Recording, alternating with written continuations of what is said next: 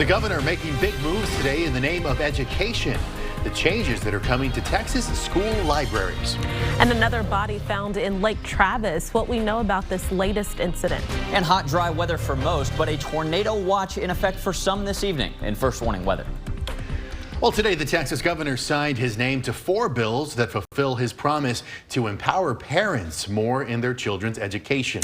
And one of these new laws will require vendors to rate books they sell to schools based on their depictions or references to sex, and it could result in the removal of some titles. KXAN's Will Dupree found out the White House is now taking notice.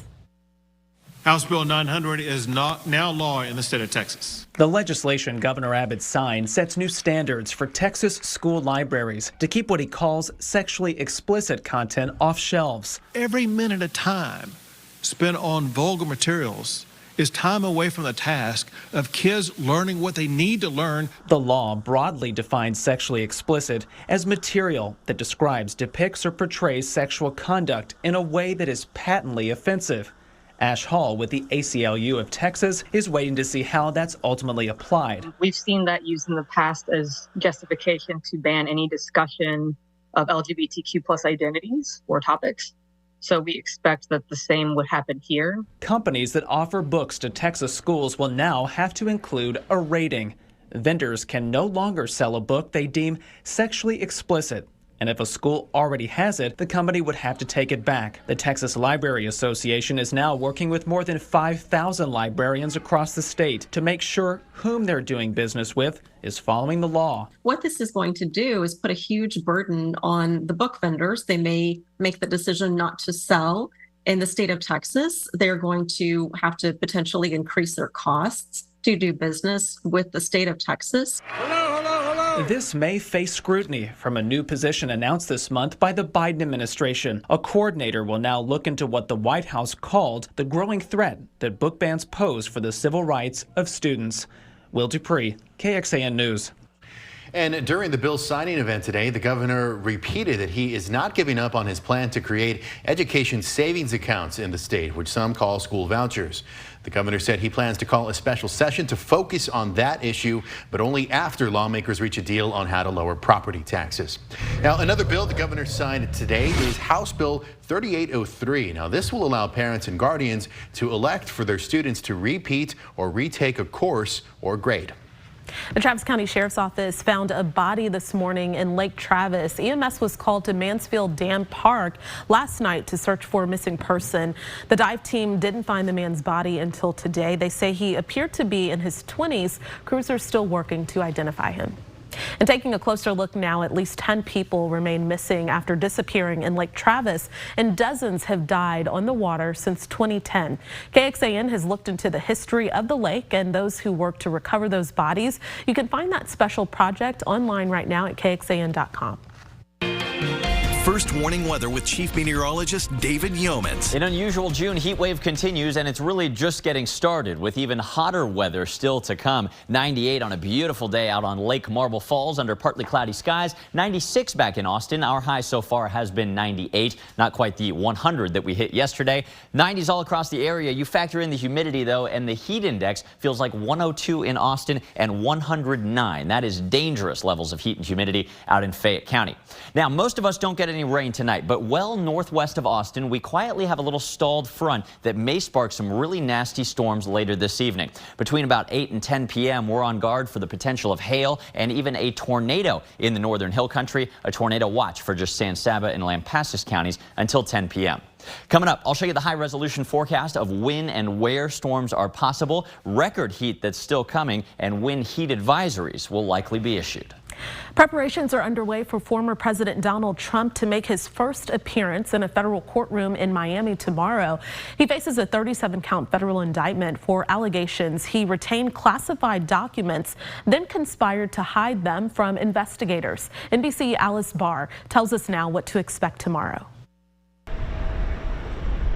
Former President Donald Trump arriving in Miami today ahead of his historic initial appearance in federal court tomorrow on charges he illegally took classified national security documents when he left the White House and conspired with an aide to hide them from investigators as the former president calls for protests. They have to go out and they have to protest peacefully. Security is ramping up at the courthouse. Believe that people should have the right to express themselves, but we also believe in law and order. On the campaign trail over the weekend, former President Trump calling himself the victim of a political prosecution. This vicious persecution is a travesty of justice. While slamming the special counsel in charge who insists we have one set of laws in this country and they apply to everyone. The 37-count indictment accuses the former president of storing highly sensitive materials, including on the nation's nuclear programs, in unsecured boxes in a bathroom and on a ballroom stage at Mar-a-Lago, showing them to people on 2 occasions and defying the government's efforts, including a subpoena to get them back. The former president's ex-attorney general weighing in. If even half of it is true, then he's toast. 2024 Republican rivals and GOP lawmakers largely standing by Mr. Trump, pointing to President Biden's ongoing documents investigation. The idea of equal justice is not playing out here. While legal analysts stress there's a key difference in the Trump case. It's the refusal to give them back. It's the obstruction. As the unprecedented allegations roil the political landscape, security officials bracing for a first-of-its-kind courtroom appearance. In Washington, Alice Barr, NBC News. In Pennsylvania this evening, crews have recovered a body from the wreckage of yesterday's terrifying highway collapse. Now, police have not identified the victim just yet. The collapse happened on I-95 just outside of Philadelphia. Authorities say a tanker carrying 8,500 gallons of a petroleum-based product lost control as the driver exited on a curve. The tanker then flipped on its side and burst into flames beneath the highway. Mark Fusetti had been driving on the road when it began to buckle. I hit a bump, went down. My son went on the phone and saw that right where we were, it collapsed. So, I started counting my lucky stars at that moment, couldn't believe it. In Pennsylvania, Governor Josh Shapiro says repairs will begin immediately but could take months, and demolition of the collapsed part should be done within 4 to 5 days. Right now, a troubling statistic from the state of Texas during this Elder Abuse Awareness Month. Nearly 120,000 Texans reached out to file a report of suspected elder abuse or neglect in 2022. And of those reports, Adult Protective Services confirmed more than 50,000 cases. Of those confirmed cases, more than 1,000 were here in Travis County. And anyone who recognizes any of the signs of abuse or neglect can file a report by calling the Texas Abuse Hotline at the number that's on your screen right there, or you can visit texasabusehotline.org. Well, a recall alert for more than 100,000 vehicles, while you may need to check the brakes on your Kia. And what is bicycle polo? Why many Austinites will now be able to try it out soon. Plus, combating food insecurity, what the community is working on to make sure local families have food on the table this summer. A recall alert this evening for Kia owners. The company is recalling some of its 2023 Sportage vehicles because of a problem with the brakes. The National Highway Transportation Safety Administration said the brake booster diaphragm may become misaligned and then leak. So if that happens, it can result in the loss of power, making it tougher to stop the car. Owners should get in touch with their local dealer who will inspect and change the part if necessary. Well, for the first time, Austin will soon have a spot for the game of bicycle polo. Now, bike polo is essentially polo played with bicycles instead of horses, and until now there hasn't been a designated court for people to play it here. Well, next month the city will debut a bike polo court at Metz Neighborhood Park in East Austin. The renovations to the court mark just one of more than 70 projects the city's neighborhood partnering program has completed since launching in 2010. The polo court was spearheaded by the Austin, Texas Bike Polo Social Club, a group that's already been playing the sport locally for more than a decade. The group submitted a proposal after playing makeshift bike polo at the court for years. This really was their vision and a lot of their work and time and effort and resources that went into it as well, and that will go into maintaining that court and making it a space and a facility for everyone to use. And the city is working to finalize a date for an official ribbon cutting ceremony sometime next month. We've got the details on other community projects in the works at KXAN.com. A solution for families struggling to feed children during summer break, how the community is really stepping up to curb food insecurity. And this year's 100-degree day count did not increase today. We've hit 100 twice in the past few days in Austin. Today we fell just short, hitting 98 at Camp Mabry. Highs at the airport just shy of that at 95. Your first warning forecast with much hotter weather for at least the next week is next. Summer is here, but it's not a time to celebrate for everyone. Many families struggle to put food on the table. Nabil Ramadna shows us how local organizations and school districts are stepping up to help. It's lunchtime at Collins Elementary School in Del Valley ISD. And even though it's summer, it's busy. It allows us time to be together, the kids alike coming to the school. Bahar DeFranco stopping by with her 3 kids. So it also helps financially because then I don't have to think about, well, do I have enough groceries or what am I going to cook for them today? So last summer, district-wide, we served about 20,000 meals. More than 90% of students in Del Valley ISD qualify for free and reduced lunch. A lot of our families rely on our school meals, and this is really an extension of that. We're very proud to be able to open up 5 of our locations for summer meals for anybody in the community 18 and under. Over at the Central Texas Food Bank. It is busier right now because summer is a higher need time for families in need. Central Texas Food Bank says they've doubled output for summer meals. Last year they served 2,400 a day, and this year they're serving more than 5,000. In the 21 counties we serve, about 1 in 7 Central Texans go to bed hungry, and that number is a staggering 1 in 5 for children. Things like inflation, layoffs, and even child care costs in the summer can impact families, and that's why organizations like the Central Texas Food Bank We rely on whatever is given to us. and Del Valley ISD are working to help. We love that we have the option and the opportunity to come up to the school. Nabil Ramadna, KXAN News.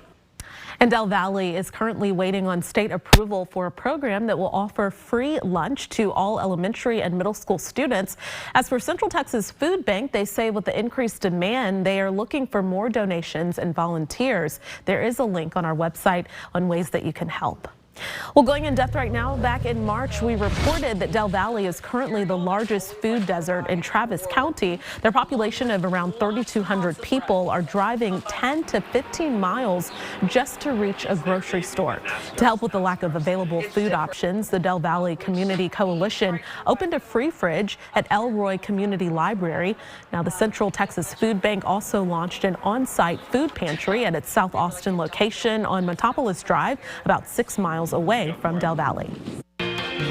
First warning weather with Chief Meteorologist David Yeomans. Most of us just have another sweaty June evening to look forward to, but a few big nasty storms are possible in the hill country over the next few hours. It's 96 degrees right now with quiet weather expected through the night here in Austin. Temperatures in the hill country very warm, a little warm for the season as well. 92 in Fredericksburg, 96 in Horseshoe Bay, Marble Falls, mid-90s up in Burnett County as well. East of that area, 96 right now downtown Austin, 93 in Dripping Springs. Some of these areas saw triple digits yesterday, but temperatures today have been a couple of degrees more tolerable. I hate to say cooler when it's 96 in Rosanke. It feels like well over 100 from I-35 eastward. Look at this, 104 right now. That's not a heat index. That's the air temperature in Laredo. But up to the north, it is in the 60s right now in the Panhandle and in much of Oklahoma. That's not only rain-cooled air. There's an actual cold front which has now pulled up stationary. It's sitting in San Saba and Lampasas counties, and as it generates the potential of severe weather out in the deep south, it's going to do the same for us this evening. Heat and humidity combining with all of this, stalled frontal boundary rather, may spark a couple bad storms in the northern hill country. The rest of us have pretty low risk of severe weather through the evening, but up in San Saba and Lampasas counties, a 3 out of 5 enhanced risk. We could see storms with softball-size hail, and indeed a couple of tornadoes are possible. Let me show you how this won't be widespread, but we should pay attention to the weather up north tonight. Radar quiet right now. That's the way it stays until about 8. But between about 8 and 11 p.m., a couple isolated nasty storms form either in the northern hill country or just north of there, as what's shown here. The forecast radar from 9 until 10 maintains a couple of those isolated storms, but then they're gone with a few clouds, but no storms overnight. Tomorrow, that same boundary still in the same area, so after a hot, dry day area-wide, late tomorrow evening, another 10% chance of a couple severe storms, although the risk tomorrow night in the northern hill country is less significant than the risk tonight. As you can see there, most of us just don't see rain the next couple days. If a couple of these storms form a little farther south, though, we could see some heavy totals in the northern hill country. Otherwise, high temperatures continue to be the incredibly main story. It is 100 degrees tomorrow. We've got 7 to even 14 days in a row of triple digits on the way. Hotter than normal weather expected toward the end of the month even in central Texas. And it's not only the heat, it's the humidity. Very humid to even almost oppressive humidity. We could see heat index values, especially by the coming weekend, over 110 in parts of the area. Climate Central's analysis, by the way, found that this week's heat has been made 3 times more likely by man-made climate change in the Austin area. Tonight's forecast, 77 degrees with an isolated storm possible only in the northern hill country, then dry overnight. Tomorrow, look at this, hotter weather is back, the first of many consecutive triple-digit days, 100 in Austin with gusty south winds and just another 10% chance of a northern hill country storm.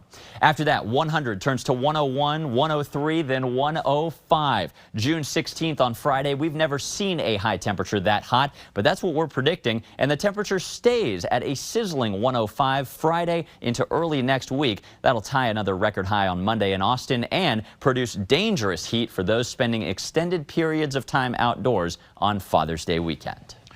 David, thank you very much. A dramatic rescue in Colombia. The story of 4 young children trapped in the jungle for 40 days after surviving a deadly plane crash. The Colombian government has released new footage of the rescue of 4 children who had gone missing in Colombia's dense jungle for more than 40 days after a deadly plane crash. The plane carrying 7 people issued a Mayday alert due to engine failure. That was back on May 1st. 3 adults died, 4 children ages 13, 9, and 4, as well as a now 12-month-old baby survived. They ate fruit from the jungle and food that they had been flying with. They also hid in tree trunks to protect themselves from animals. Their mother reportedly survived the crash but then died 4 days later. The children are now in the hospital where they are expected to stay for weeks. Well, in a first-of-its-kind trial, teenagers suing their state over climate change. Under the big sky of Montana, you can find mountains, rivers, forests, and a group of teenagers fighting to keep it that way. In a trial that got underway today, the teens are suing the state, alleging it relies on fossil fuel development and infringes on their right to a clean and healthy environment. This is the nation's first constitutional climate trial. Next on NBC Nightly News, NBC's Savannah Sellers goes into nature with some of the young plaintiffs to see what they want the law to protect. I feel such guilt because we have such a ticking time bomb here that I feel an obligation to be involved in this work every second of every day. And again ahead on Nightly News, what the state of Montana is saying about this trial. Well, coming up later tonight on KXAN, we have American Ninja Warrior at 7 p.m., then The Wall at 8 o'clock, The Weakest Link at 9 o'clock, and then we're back with KXAN News at 10. Or you can join us an hour earlier for KXAN News at 9 on the CW Austin. Here's where to find us: over the air or through your television provider.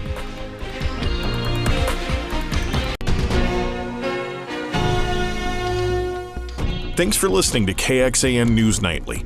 You can also listen to KXAN News Today every morning for more in-depth coverage of what matters most to you.